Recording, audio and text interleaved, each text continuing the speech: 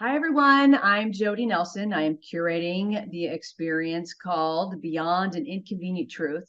And during this curator conversation, I am so happy and I'm so pleased that we get to speak to Jody Sperling. She is one of the artists participating in the event, and she's also an earth creative artist.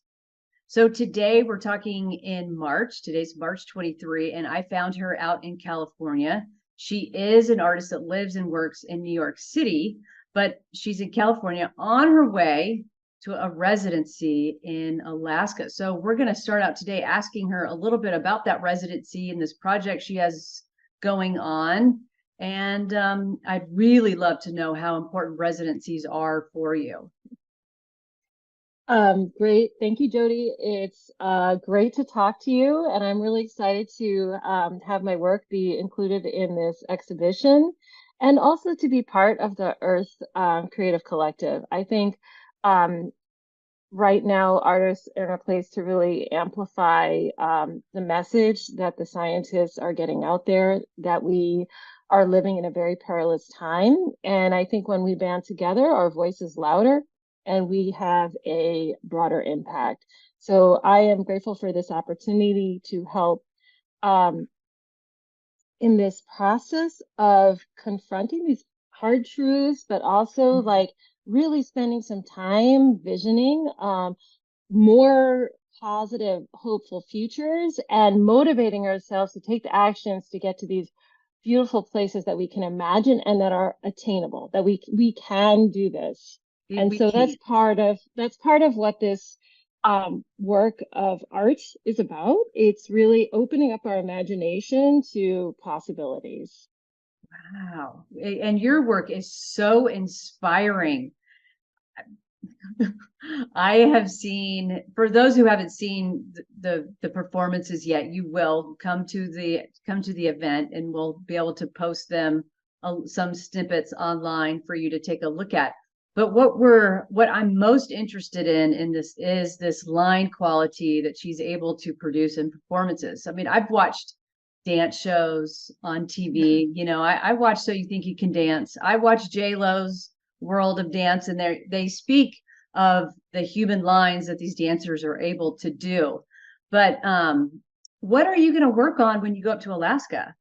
Oh, sure. Okay, so we got a few bunch of questions here about residencies, what we're doing in Alaska, line Yes. quality, all of it. So I guess I'll start talking with going back to your question of the residency. I have an ongoing collaboration with really extraordinary composer named Matthew Bertner. And I encountered him through a project that I did on a different residency. And so I'm going to talk a little bit about that because it relates to Ice Floe, which is the piece we have in the gallery. So in 2014, I was invited to participate in a polar science mission to the Arctic. And basically, it was Dr. Robert Pickert of Woods Hole Oceanographic Institution. And he's a very well renowned scientist who studies, the physical oceanography. And he Wow. had a mission that was a collaborative mission with a number of different scientists to study this area around in the Chukchi Sea where there's really interesting things were happening. And so this was an interdisciplinary research study with scientists who were studying Dr. Picker was the physical oceanography, which is the hydraulics and, the upwelling. There were people studying, what's in the water, the life in the water, the algae and the phytoplankton. And then there were people studying the ice and the sea ice composition. There were people studying the mathematics of the ice. And then there were even people studying the atmosphere, people studying the sediments and the mud. And then they had the choreographer. Uh, He had an outreach team of it was a climate science communication team. And so I was there. There was a photographer who documented there was a radio documentarian as well, and who also did video. It was a writer, and we had a blog for this mission. It was called Sub Ice 2014. And they brought me because I was interested in doing a dance work that related to the ice.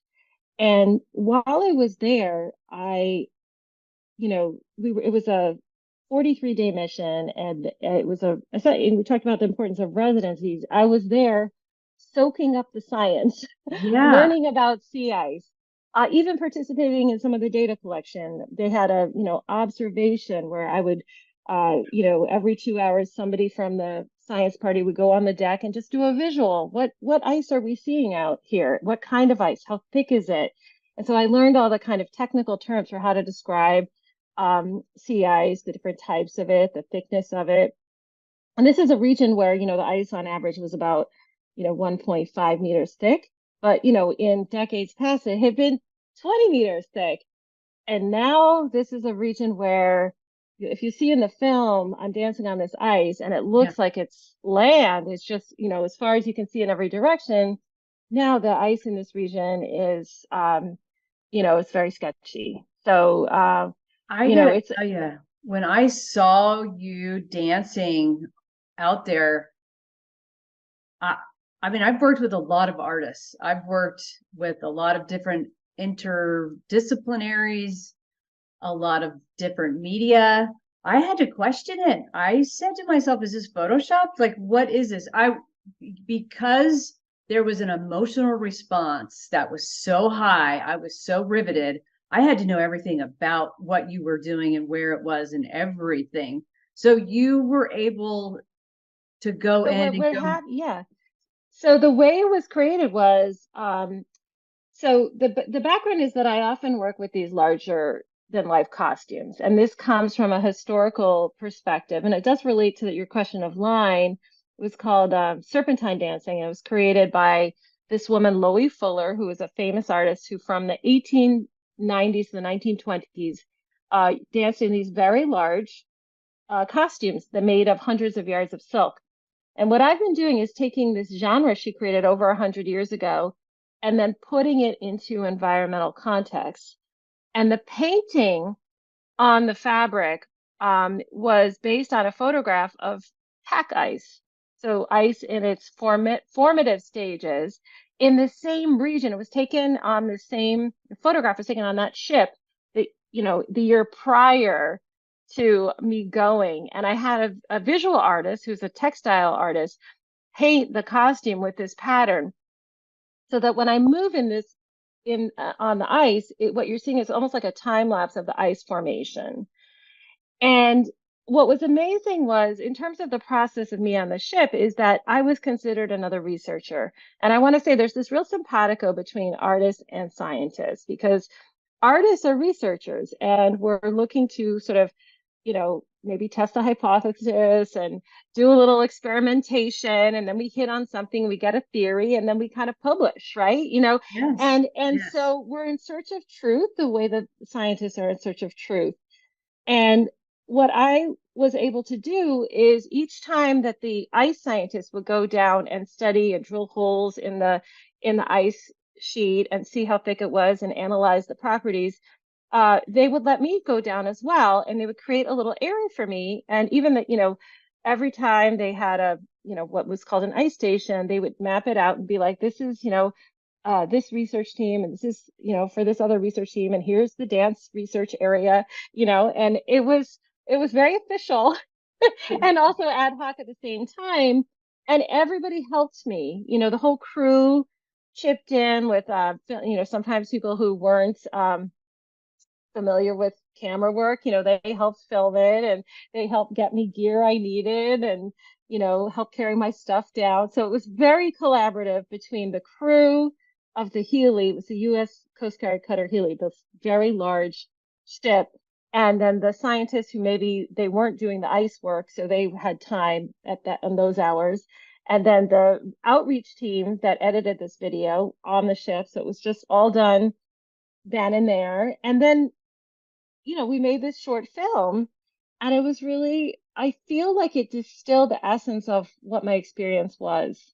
I ended up dancing on the ice 12 times in this course of this mission, and Wow. we only used the footage from 2 of the days when it was sunny, and the other days it was just to give you an idea of what it's really like in this region, it's often the sky is white, the ice is white, and the only thing that's really important is the horizon. And The so, line, the line. yeah, the line, yes. So this horizon, so here's what happened. So when I was there, I had multiple outcomes. And one of the things that I wanted to do was not just make this little film, but also to research ice to make a larger theater piece and essentially transport this place to the stage. And when I wanted to find a composer who understood sea ice, who really knew about what was going on. And I did, a little Google search, and I immediately came upon Matthew Bertner's website. And I was like, within seconds, I was like, this is the person that I need to collaborate with. And he is a composer who specializes in music of ice and snow. He grew up in the far north of Alaska, and it's really shaped how he thinks about sound. And so he has this beautiful description of him as a listener of wind and ice and a farmer of noise. And and he creates a music with principles of what's called ecoacoustics.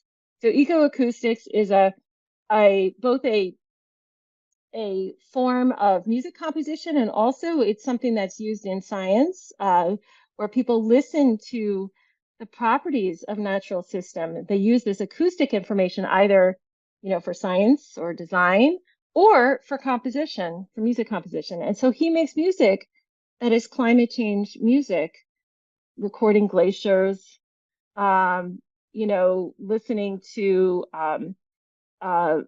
wind, listening, recording sounds underwater, and then filtering that information through that data through harmonic systems, to sort of conjure up music that captures the syntax of the environment. And so together, I introduced myself to him, and it was a really wonderful collaboration. We did our first project was Ice Cycle. Good for you for just following that passion and just calling him. Yeah, I emailed him because I wanted to order his music and down, and I didn't realize I was ordering the scores, not the actual recordings. And so I had a little technical glitch. So I thought it was just like a website. So it's like, and he emailed me back in like 5 minutes. Oh my God, it's amazing, like because You're Jody Sperling. he tells me like if you're doing music of ice and snow, and someone's like, oh, like it's a small field. Yes.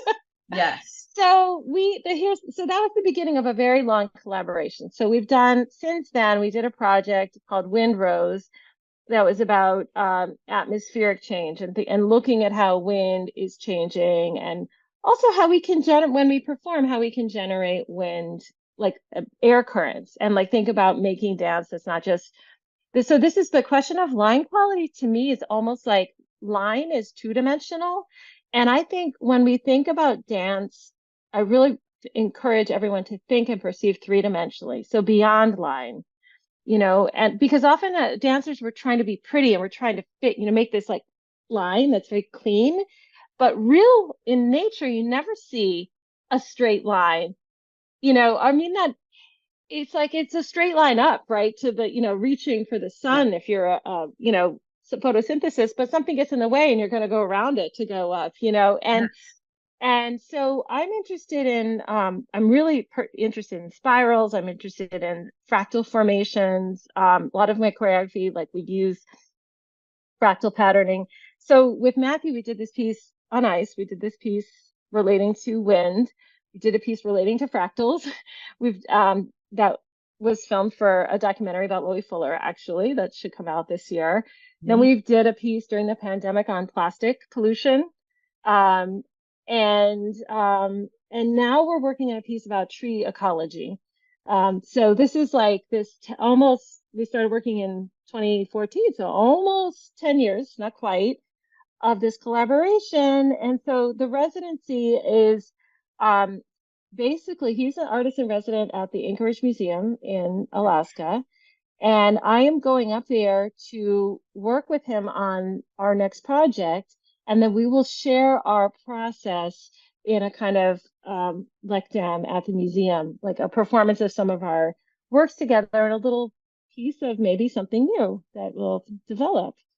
Ah, Yeah. absolutely. And Absolutely. I also just want to say one other thing, which is that Matthew's really inspired me because, and this is the great thing about any kind of collaboration, it's when you work with somebody and what they do just allows what you do to have its fullest form. And that, I even said to him, it's almost like the music is like a house, and it's like dance really can't be better than the music, it's just like, and it lives in the house of the music. That's a metaphor I was thinking about. But so Huh. he inspired me with this. I was thinking about ecoacoustics, and I've been really wrapping my mind around what is a dance equivalent of that? What is a dance equivalent to ecoacoustics? So I have created a inquiry that's an ongoing inquiry for the last couple of few years. I've been thinking, and I've called it ecokinetics. And to me, ecokinetics is a way of relating human movement to natural systems and to thinking about how can, with my body and with other humans, how can we really move in a way that helps us understand the natural world, the world that we live in, better. And that's what I've been thinking about. So it's not the same as ecoacoustics, but there is this, and there is a kind of technology element to it, right? Because it has to do with recording and listening, but not only through recording devices, also with the body, right? Like thinking and observing and Yeah. maybe like synthesizing some data. But then how do we reflect that environment in, and it can be on stage, like thinking about like, okay, this is ice forming. This is the horizon, right? Like, we have a section of the dance, where there's where I took this movement that I made up on the Arctic that's not Oh, in the film that you see, okay. but I can share that with you later. People can find it on my Insta feed. Okay, perfect. Perfect. Yeah, and so it's where this sense where I was dancing and I felt the horizon and I began to dance in and around the horizon, feeling it rise and fall and stretch and lengthen and what that did to, my body and the sense of almost being like a camouflage with this white and so then I Yeah, I took that gotta, exact movement yeah, and I set it on a dancer, and we did that in one moment of Ice Cycles, the Horizon Dance. I would love to see that. I need to go to your feed to see that. Because as you were talking about your movements and your inspirations and getting there, what was happening in my mind was that you were like the emotional truth in addition to all the scientific data and truth and those things. But to me, when I first saw your choreography and your performance, I was thinking, wow, this is an emotional response to what she's in experiencing, what she's reading. But now, further as we talk about this, it's you are, our we are made up of emotional responses, but our heartbeat is still, this electric beat. And it's almost like when you described it, I was like, oh my God, you're having a kinetic experience with the horizon line. That's it. That's exactly it. I think it's very, as humans, we get a little too caught up in emotion sometimes. And when you connect on a more like visceral, physiological, Yes. level, it frees you from this kind of constant wave of like emotions. And I think we need that kind of like, you know, to engage with climate, we have to, it's not that we want to detach, we want to Yeah. feel an emotional pull. But I often feel like I'm not necessarily having an emotional experience when I perform or even requiring you to have an emotional experience. I'm creating a physical experience, inviting you to participate in an experience of that physical experience. And that may um, trigger emotions for you, but it's gonna affect people differently, and then it has to have that openness. Otherwise, it's too controlling, of a um, I'm telling you how to feel, and I'm not Right. telling you how to feel. I'm helping you. I'm not telling you how to feel emotionally. I'm giving you a sensation, you know? Yes, absolutely. And that's Absolutely. like or at least that's what I, aspire to do. So I guess I should talk because the other piece in the I talked a little bit about how Ice Floe came to be. The other piece, and that, was a number of years ago. So I was 2014 when I was in that place. And I came back from the Arctic. I wanted to, I live in New York City, and Yeah. I wanted to make dances that related to New York. Not just like I wanted to, for a couple of years, I was like sharing this. I actually had a program, bringing the Arctic home, because literally I felt like I was sharing it, right? But then I'm Yes. also like, you know what? You don't have, you can see the climate change happening there because the ice is melting under your feet. But in New York, it's happening everywhere. So how do we wake this up? So we've done a lot of street activations, and starting before the pandemic, we started performing there's a day called Parking Day, which is a day when people take over parking spaces Yeah. and turn them into public places. Okay. And we put on a dance festival in 4 parking spaces on Okay. Broadway. And it On was Broadway. on Broadway. Yeah. And There just you go. like you realize, oh, in this little space of land that we are allowing people to store their, fossil burning, you know, vehicles for free on public, unceded land, whatever. Like in that little stretch of land, we also could have a joyful community experience We in could. just for like a few Yep. square feet. So we started to do that in our first one was in 2018, and then through the pandemic, this became a way like with open streets, not just parking spaces, but also the whole streets. We were open them to pedestrians in New York City. So I had been planning to do a stage work about plastic, and then the city got shut down. And I had, you know, basically 150 plastic bags, that had been accumulated by myself, by friends and family over the years. And I made a costume, and I began to explore in different environments, both in the city and in the country, uh, who is this plastic being? And I Oh, realized that she is generative, but that it became multi-layered because you see a heap of bags on the street, right? And yeah. it's garbage, Yeah. right? But what if there's a person in there? Well, What yeah. if that's a person? We see people on the street all the time, and we treat them like garbage. And so it's just like inhabiting this place of, basically, you know, how we throw things away and we throw people away. And then in the film, it was almost spontaneous when we were shooting it. And at the time, the I hadn't we were shooting. I shot this in May of 2020, so we're still in this like strict lockdown. I'm wearing masks. The woman who's shooting me is wearing a mask. We're outside. She's got gloves on. She shot it on her iPhone, my iPhone 6, so it's not even like you know. And she's was a news producer, so she's like it was She knew how. anyway. But so we did this thing, and I realized there's this fast fashion store. It was right in front of Urban Outfitters. And I was like, what if this person is like looking in this store and there are these models like with these clothes that are made by, Yeah. in very unsustainable ways with unfair labor practices, and yet, and it's cheap, and it becomes landfill. And so it's just sort of this moment where I'm like looking into the store, desiring these clothes that are not plastic bags. And here I am like covered in plastic bags rolling on the street. And it's like I was born of I mean, this is the indigenous being to this stretch of asphalt, And then, yeah, concrete jungle. Yeah. Yeah. I mean, of course, I want to say that, and it's like there are indigenous people to this neighborhood, but how we have treated this land, this creature is like, the kind of has sprouted. It's like that weed from the cracks.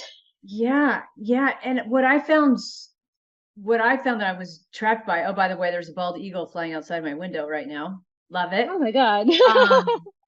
Wow. Uh, is that you created so much circular motion with plastic bags and the way that you moved. I mean, it seemed so rounded and always circulating. Well, it's funny. I'm thinking about plastic bags. They're just like incredibly, like when you put them together, they're just beautiful, like in a way Yeah. that's surprising, right? Because like, and they make this sound that's crazy because it's like, it's, and we've turned this piece, like this piece has now gone into become a stage work. We've done it on the street as a performance with 3 dancers and then five, and we're doing it over Earth Day weekend, for other dancers. And then it's turned into a stage show, or like work and with five dancers, and each one has their own kind of costume. And what was so interesting is during the pandemic, we were working at, I did this film, and this is like, how I often work is I'll hub around a theme. So it's like with Ice Cycle, we did this little film, and then we did the stage work about ice. Mhm. And here with this plastic piece, I did this, film and then then we made a group film where the dancers were all in their different, they had all left the city except for the one who was from Japan who stayed in New York, you know, and everyone was Zooming and we were having these Zoom rehearsals. And and we made it another film, which is not in this show, but maybe the next one I'll share it with you, where each of the dancers made some kind of plastic thing. We all had plastic wherever we were. We had plastic. It Yes. tied us together, and you realize, okay, it's everywhere. We inhale it. Yeah. Like we're inhaling microplastics. We're ingesting a credit card of plastic a week. You Oh my know, God, really? yeah, I learned so much. My world, I learned so much from art and artists. yeah. I never knew that one. You know what? We have, I need to have a whole nother conversation with you because I would love to talk about ecofeminism with you, especially when it Oh, comes to like yeah. how much yeah, we need to have a whole nother one. But before we end, I just want to say thank you so very much for all of your energy and all of your creativity in general and being able to collaborate with Earth Creative. I just can't thank you enough because, as you said in the beginning, yes, when we speak together as a community, our voice is then louder and we can amplify it. But before we go, what's your Instagram for everybody that's going to watch this so they can go find you? Okay, there's a few places to find us. One is on Instagram. You can find me, Jody_Sperling. And on our YouTube page, which is Jody Sperling / Time Lapse Dance, and Time Lapse Dance is the name of my company. We have full works up there. So there's like, little snippets on Insta, and then you can like, if you want to like sit down and watch a full show, you can like, and you can also go to our website, which is timelapsedance.com, and you can find out about events that we have coming up, or if you want to book us where you are, we do shows, we do Oh, site activations, and also you can screen our films. So, get in touch with us. absolutely. Absolutely. This has been amazing. Thank you. Thank you. My pleasure.